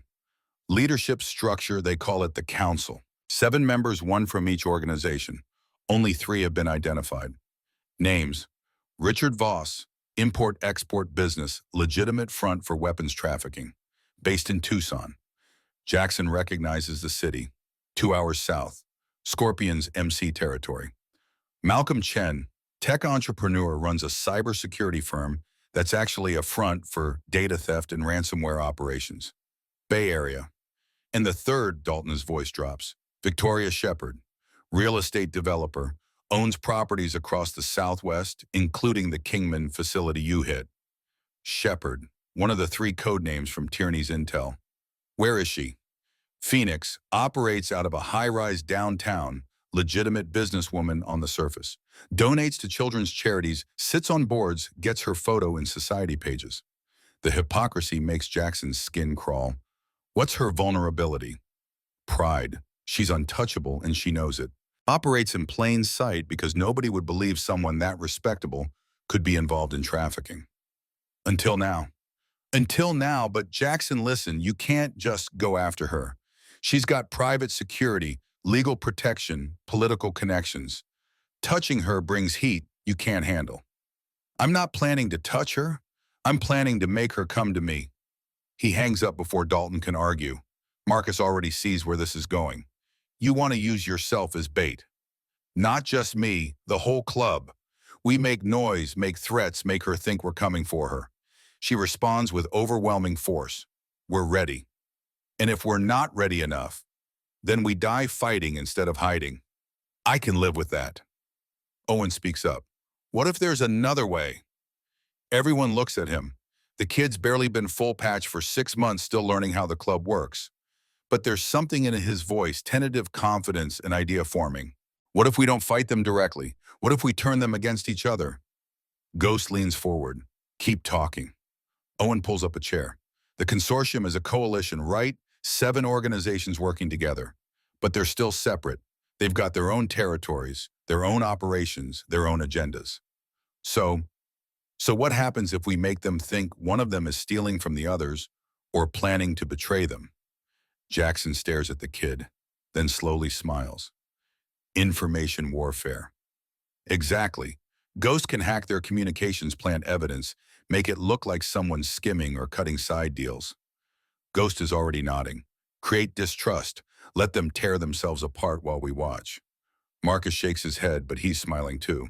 Kid that's either brilliant or insane. Can be both, Owen says. They spend the next 4 hours planning. Ghost maps out the consortium's communication networks, encrypted channels, secure servers, digital dead drops. Finds weak points, backdoors, vulnerabilities. The strategy forms. Plant evidence that Richard Voss is skimming weapons profits. Make it look like Malcolm Chen is selling consortium data to federal agents.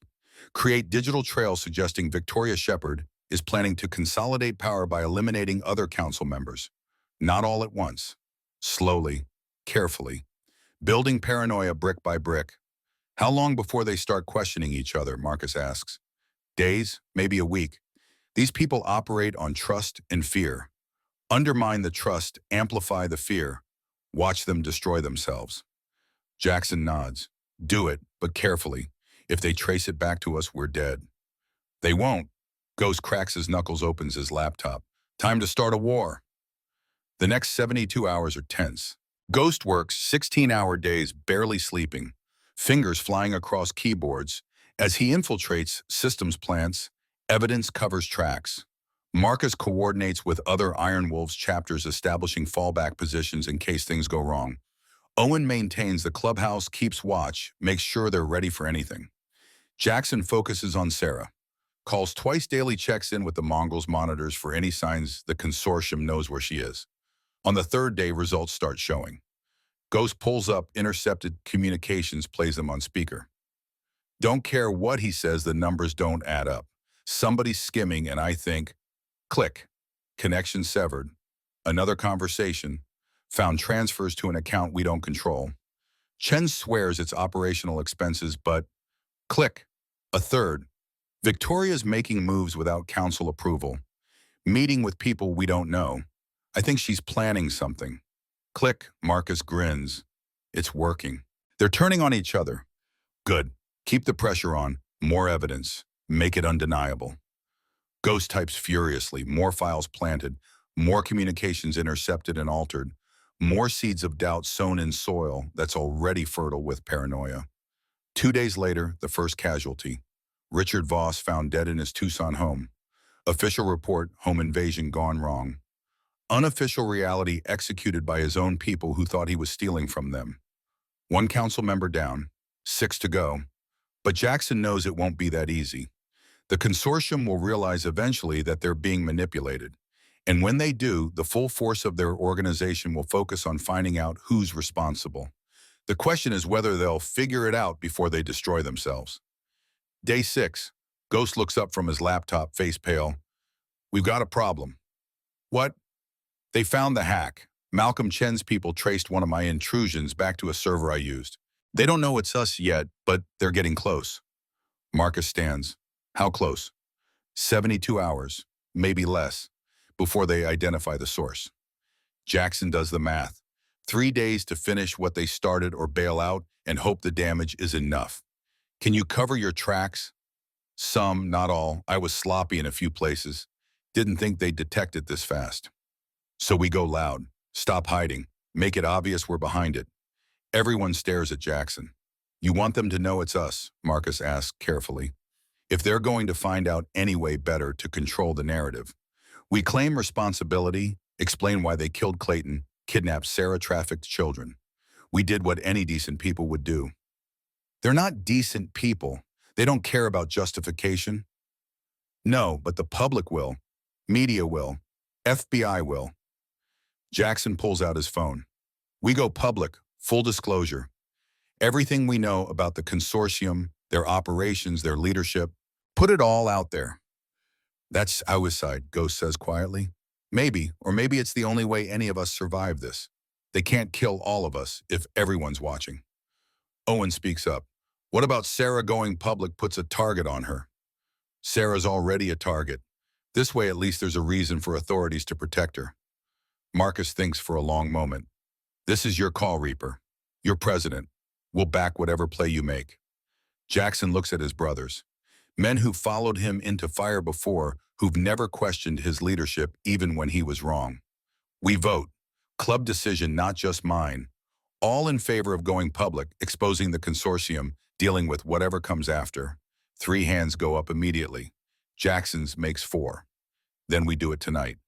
The next 6 hours are a blur of activity. Ghost compiles evidence, financial records, communications, photographs, testimonies. Everything they've gathered about Desert Rose and the consortium. Marcus writes a statement explaining their actions. Owen contacts news outlets, independent journalists, anyone who'll listen. At midnight, they upload everything to a dozen platforms simultaneously. Major news sites, social media, dark web forums, everywhere at once, so it can't be suppressed. The statement is simple. The Iron Wolves Motorcycle Club takes responsibility for the raid on the Kingman facility and exposure of the Desert Rose trafficking network. We acted to protect children in immediate danger when legal authorities were unable to respond quickly enough. The organization responsible, the consortium, operates across 7 states, generates hundreds of millions in illegal revenue, and has corrupted law enforcement and political officials at multiple levels. We are prepared to testify, to cooperate with federal investigations, and to accept legal consequences for our actions. But we will not apologize for saving children's lives. Within an hour, it's everywhere. News channels picking up the story. Social media exploding with reactions. Some call them heroes. Others call them vigilantes. Everyone has an opinion. By morning, FBI's Public Affairs Office releases a statement confirming ongoing investigation into organized crime network matching the description, declining to comment on the Iron Wolves' actions pending review. By noon, 3 more consortium council members are in federal custody. Malcolm Chen arrested at his Bay Area home.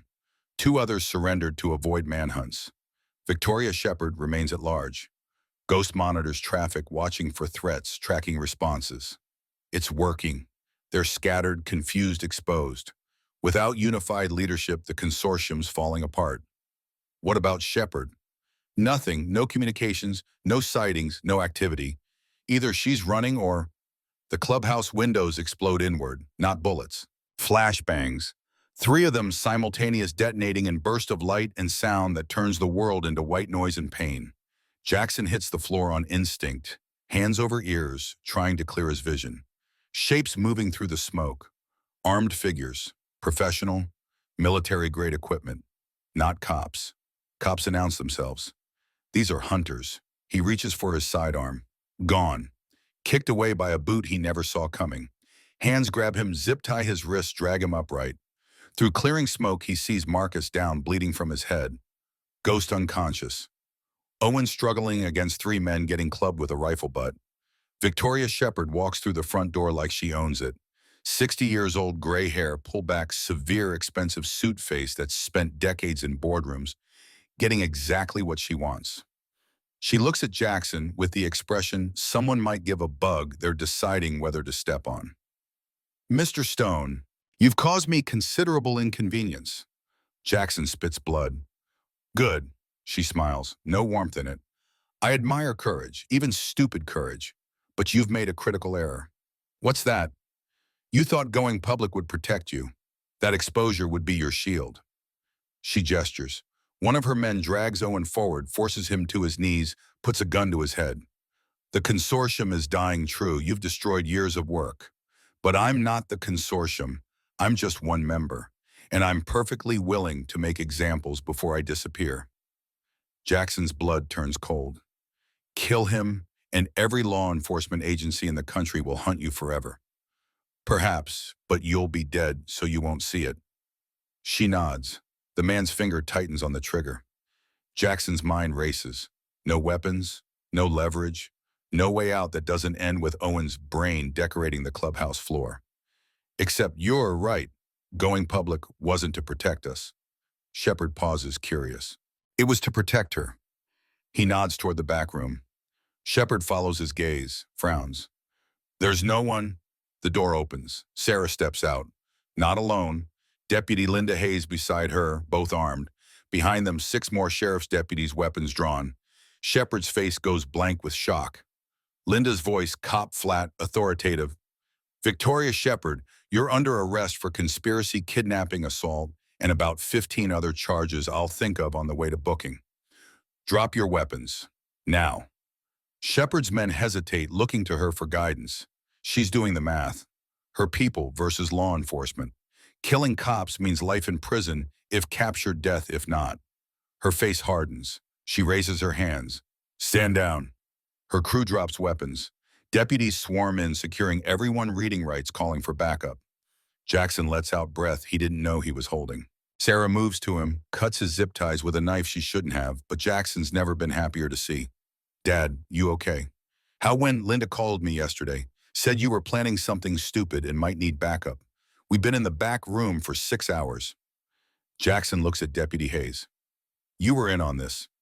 Someone has to keep you idiots alive. Linda shakes her head, but she's almost smiling. Besides arresting a consortium council member in the act of assaulting witnesses, this is career-making. Marcus groans, sits up, blood streaming from a cut above his eye. Did we win? Yeah, Jackson says quietly. We won. Shepard's being led out in handcuffs, her perfect composure finally cracking, screaming about lawyers and rights and mistakes they'll all regret. But she's done. The consortium's done. Desert Rose is done. 13 children safe. A national network exposed. Justice served, messy and violent and imperfect, but served. Jackson sits on the couch, suddenly exhausted. Sarah sits beside him. Marcus on his other side. Ghost staggering overhead, ringing but conscious. Owen rubbing his wrists where the zip ties were. What happens now, Owen asks. Now we clean up. Again. Fix the windows. Again. Try to return to something like normal. Is that possible? Jackson looks at Sarah, looks at his brothers, looks at the clubhouse that's been shot up, blown up, raided, and keeps standing anyway. Yeah, I think it is. Outside, more sirens, news vans pulling up, FBI vehicles. The circus is just beginning. But for now, in this moment, the Iron Wolves are alive. Together, victorious in the only way that matters. They saved children. They exposed evil. They survived. Sometimes that's enough. Part 3, Blood and Redemption. 3 weeks pass like sand through fingers. The FBI takes Victoria Shepard into custody, then federal marshals. Then she disappears into the legal system's machinery, where people with money and connections can stall proceedings for months, maybe years. But Agent Chen assures Jackson the case is airtight, 17 charges ranging from conspiracy to commit human trafficking to attempted murder of federal witnesses. The consortium fractures completely. Without unified leadership, the coalition collapses into its component parts. 7 criminal enterprises that spent years cooperating now turn on each other, fighting over territory and resources like dogs over scraps. FBI rolls up operations in 4 states. Local law enforcement, freed from corrupt pressure, makes dozens of arrests. The Iron Wolves become minor celebrities, though Jackson hates it. News outlets call them heroes. Victim advocacy groups send thank you letters. Someone starts a GoFundMe to repair the clubhouse that raises $40,000 in 72 hours. But underneath the public victory, Jackson feels something unfinished. Hollow. He sits at the bar in the rebuilt clubhouse, same seat he occupied when Lily Morrison walked through that door a lifetime ago. Marcus pours whiskey without asking. Ghost works on his laptop in the corner, monitoring feeds, watching for threats that might still materialize. Owen's under a bike in the garage, replacing parts, finding peace in mechanical problems with mechanical solutions. Sarah's back in Portland. They talk every other day now, real conversations, father and daughter, slowly rebuilding what was broken. She's coming to visit next month, bringing her fiancé. Details she mentioned casually, like it wasn't the first Jackson had heard of it. He's happy for her, proud of her, grateful she's giving him another chance. But the hollow feeling remains. Marcus notices. You good? Yeah. Liar. Jackson drinks. The whiskey burns exactly like it should. We won, Marcus. We saved kids. We destroyed a trafficking network. We got justice. But Lily's gone. Sarah's in Portland. The fight's over. And I don't know what we are when we're not fighting. Marcus considers this. We're a motorcycle club. We ride, we drink, we fix things that are broken and break things that need fixing. Same as always.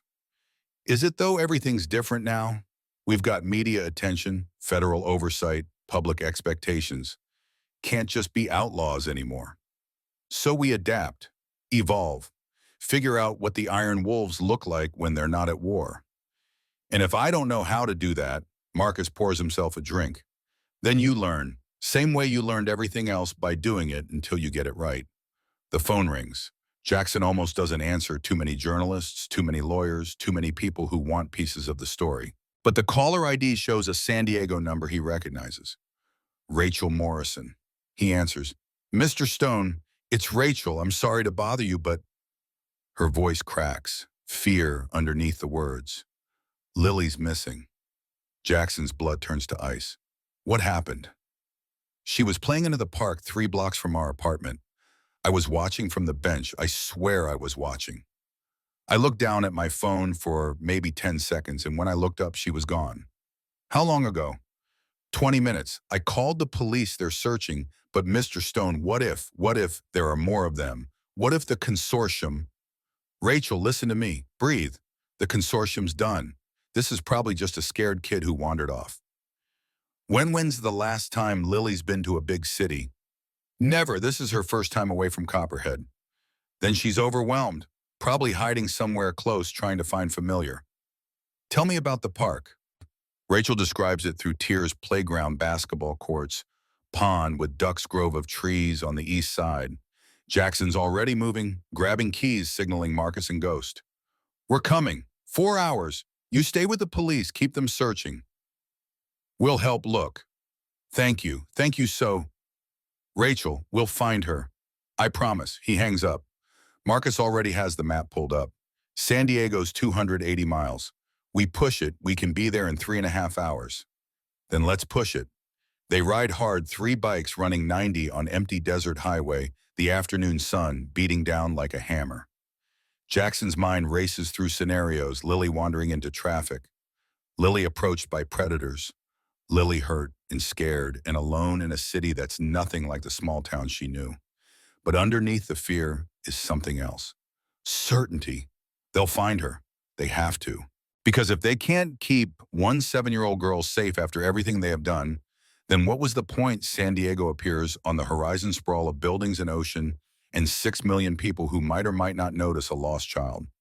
They navigate to the park. Rachel described Hillcrest Memorial, green space carved out of urban density, families and joggers, and the casual chaos of city life. Rachel meets them at the entrance, eyes, red hands shaking. They've searched everywhere. Police, neighbors, volunteers. No sign of her. It's like she just vanished. Jackson scans the park. It's big, several acres, lots of places a small girl could hide if she wanted to, if she was scared. Tell me exactly what happened before she disappeared. Rachel walks him through it. They were at the playground. Lily was on the swings. Rachel checked her phone text from her sister, took maybe 15 seconds to read and respond. When she looked up, Lily wasn't on the swings anymore. Did she seem upset? Scared anything unusual? No, she was happy, laughing, playing with another little girl for a while. Another girl. Maybe 8 or 9, blonde pigtails. They were taking turns on the slide. Where's that girl now? Rachel points. Across the playground, a woman with blonde pigtails, girl heading toward the parking lot. Jackson moves fast. Not running, don't want to scare them, but purposeful. Intercepts them at the parking lot edge. Excuse me, ma'am. Could I ask your daughter something? The woman looks wary. Strange biker approaching in a park. Jackson pulls out his phone, shows her a photo of Lily. This girl, she was playing here earlier. She's missing. Your daughter might have seen something. Recognition floods the woman's face. Oh God, yes, they were playing together. I'm so sorry I didn't realize. She kneels beside her daughter. Sweetie, the little girl you were playing with. Did you see where she went? The girl nods. She said a man was watching her. A scary man. So she went to hide. Jackson's stomach drops. What man where? Over there, the girl points toward the grove of trees Rachel mentioned, east side of the park. She said she was going to hide in her secret place until her mama came to get her. Secret place. Lily's looking for something familiar, something safe, like hiding in her room back in Copperhead before she ran to the clubhouse. Jackson thinks the woman moves toward the trees. Marcus and Ghost fall in beside him. Rachel follows. The grove is dense eucalyptus and oak creating shadows even in afternoon light. Jackson moves through it carefully, looking for spaces a child might crawl into, places that would feel hidden and protected. Lily, his voice echoes through the trees. Lily, it's Mr. Jackson. From Copperhead. You remember me? Silence. Then so quiet he almost misses it, Mr. Jackson. The voice comes from a head beneath a massive oak with roots that create small, cave-like hollows. Jackson approaches, slowly drops to his knees. Yeah, kiddo, it's me. You okay? Lily crawls out from beneath the roots, face dirty, eyes wide with fear. She sees Jackson and something in her relaxes. There was a scary man. He was looking at me like Clayton used to look. Jackson's jaw tightens. Where is he now? I don't know. I hid. You did exactly right. He opens his arms. Lily crashes into him, holding tight. I was so scared. I didn't mean to make Mama worry. I just had to hide. I know. You're safe now. Rachel appears through the trees, sees her daughter breaks down sobbing. Lily runs to her and they hold each other while Jackson, Marcus, and Ghost give them space. Think there really was a man? Marcus asks quietly. Yeah, I do. Could have been anyone. Could have been nothing. Or could have been another Clayton. Another predator who saw an opportunity. Jackson scans the park looking for anyone who seems too interested in the reunited mother and daughter. Sees nothing obvious. But predators rarely are. Ghost's already on his phone. Sent photos of the park to my contacts. They'll pull security footage from nearby cameras, see if we can identify anyone suspicious. Good. They walk Rachel and Lily back to their apartment 3 blocks away. Nice neighborhood, safe, but Jackson notices things broken streetlight on the corner apartment complex with inadequate lobby security playground without clear sight lines. Inside Rachel's apartment, Lily sits on the couch, wrapped in blankets, drinking hot chocolate her mother made. She looks at Jackson with those green eyes that have seen too much. Are you going to leave again? The question hits harder than it should. I live in Arizona, kiddo, but I'm only a phone call away. Anytime you need me, you call, day or night. Promise, promise. Lily thinks about this. Mama says we're safe now, that the bad men are gone. Is that true? Jackson looks at Rachel, sees the hope and fear warring in her face, sees that she needs him to say yes, to tell her daughter that monsters have been defeated and happy endings are real. But he can't lie to this child. Not after everything. Most of the bad men are gone, the ones who are hurting kids like you, but the world still has scary people in it. That's why you have to stay smart, stay aware, and never be afraid to ask for help when something feels wrong. Like I did with you. Exactly like that. Lily nods, satisfied with an answer that doesn't sugarcoat reality, but doesn't crush hope either. Rachel walks Jackson to the door. How long are you staying in San Diego? Tonight at least. Want to make sure you're settled, maybe tomorrow too. You don't have to. Rachel, I promise to keep her safe. That doesn't stop just because the immediate threat is gone. Rachel's eyes fill with tears. I don't know how to thank you for everything. You already did. You believed your daughter. You protected her. That's all the thanks I need. That night, Jackson and the crew get a motel 3 blocks from Rachel's apartment. Ghost sets up monitoring equipment, keeping eyes on the building remotely. Marcus makes calls to local Iron Wolves contacts, establishes presence, lets people know the Morrisons are under protection. Jackson lies in bed, staring at the ceiling, thinking about Lily's question. Are the bad men gone? The honest answer is no. They arrested Shepard and dozens of others. They destroyed Desert Rose and fractured the consortium. But men like Clayton, like Tierney, like Victor, they're everywhere, hiding in plain sight, wearing normal faces, doing monstrous things. The fight isn't over. It's never over. But maybe that's okay. Maybe the Iron Wolves need a purpose beyond territory and reputation. Maybe protecting kids who fall through the society's cracks is exactly what a motorcycle club of broken veterans should be doing. His phone buzzes, text from Sarah. Heard about Lily. Is she okay? Yeah, safe. False alarm, but scary. You're a good man, Dad. Took me a while to see it, but I do now. Jackson stares at the text for a long time. Sarah called him Dad. Not Jackson, not Stone. Dad. Something in his chest loosens. The hollow feeling from earlier starts to fill with something that might be peace. He texts back, love you, kiddo. Talk tomorrow. 3 dots appear, disappear, appear again. Love you too. Come visit soon. I will. Promise. This time it's a promise he knows he'll keep. Morning comes too early. Jackson wakes to Marcus pounding on his door. We got a problem. What now? Ghost found something on last night's security footage. You need to see this. In Ghost's room, the laptop shows grainy footage from a camera across from the park. Time-stamped yesterday, 2:47 p.m. Right when Lily disappeared.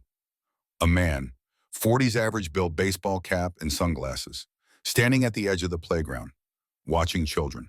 When Lily runs toward the trees, he follows. Slowly, casual, but definitely following.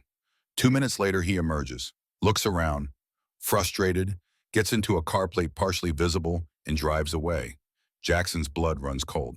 Run the plate. Ghost already is. Give me 20 minutes. Jackson calls Rachel. Keep Lily inside today. Don't let her out of your sight. What's wrong? Maybe nothing, but I need to be sure. 20 minutes later, Ghost has results. Plate belongs to Dennis Marsh, 43, registered sex offender. Conviction 8 years ago for attempted kidnapping of a minor. Marcus swears viciously. He was hunting yesterday. Saw Lily, tried to isolate her. She ran before he could grab her.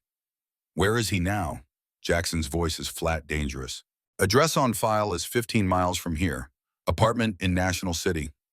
Let's go have a conversation. Marcus puts a hand on Jackson's shoulder. We do this smart.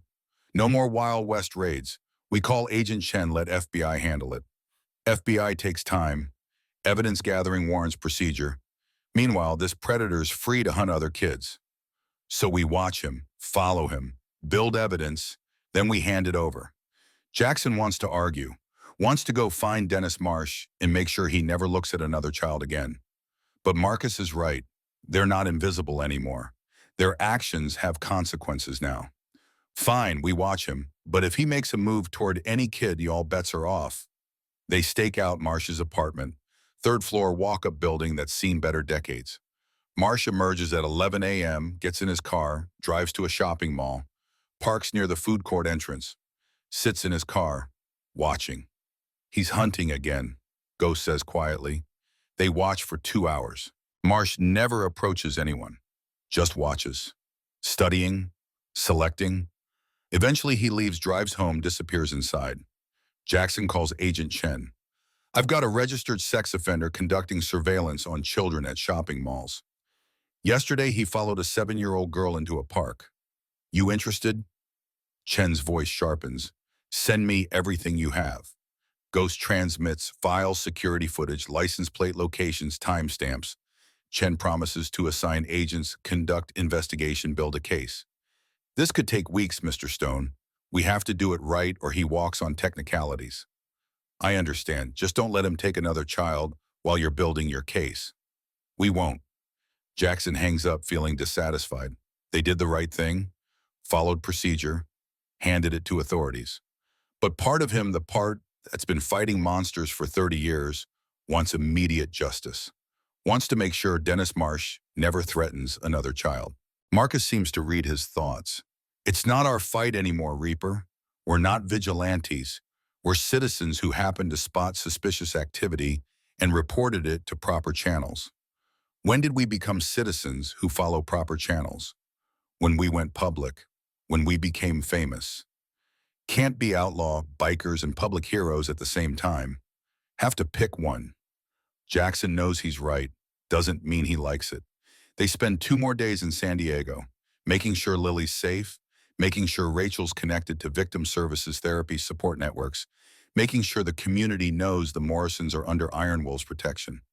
On the 3rd day, Lily gives Jackson a drawing, crayon on construction paper.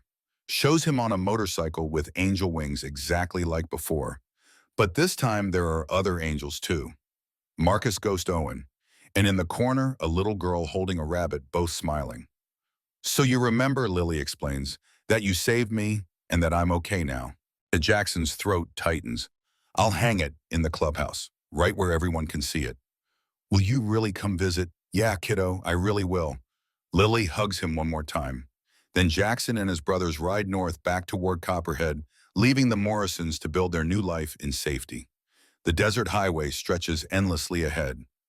Empty, beautiful, dangerous if you're unprepared, but transcendent if you respect it. Marcus pulls alongside Jackson. You know there's going to be more, right? More kids in trouble, more predators, more fights. I know. So what do we do about it?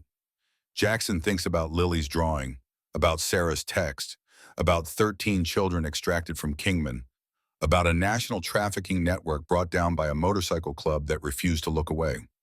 We do what we've been doing. We protect people who can't protect themselves. We fight monsters. We save kids. Officially, so why not start a foundation? Iron Wolf's Children's Protection Services. Work with FBI, local law enforcement, victim advocacy groups. Be the bridge between people in trouble and the system that's supposed to help them. Ghost laughs. From outlaw bikers to nonprofit organization. Hell of a pivot. We're adaptable. They ride in silence for a while. Then Owen's voice on the radio. Reaper got a call at the clubhouse. Woman in Tucson says her ex-husband is threatening to take their kids. Court order says he can't see them unsupervised, but he's ignoring it. Police say it's civil matter. She's scared. Jackson doesn't hesitate. Tell her we're coming. 3 hours. Marcus grins. Here we go again. Here we go again. They push the bikes faster, eating miles, racing toward another fight, another chance to do what they're good at. Behind them, the past. Ahead, purpose. Jackson thinks about the hollow feeling he had 3 weeks ago. It's gone now, replaced with something solid, something real. The Iron Wolves aren't just a motorcycle club anymore. They're not outlaws or vigilantes or criminals playing at heroism.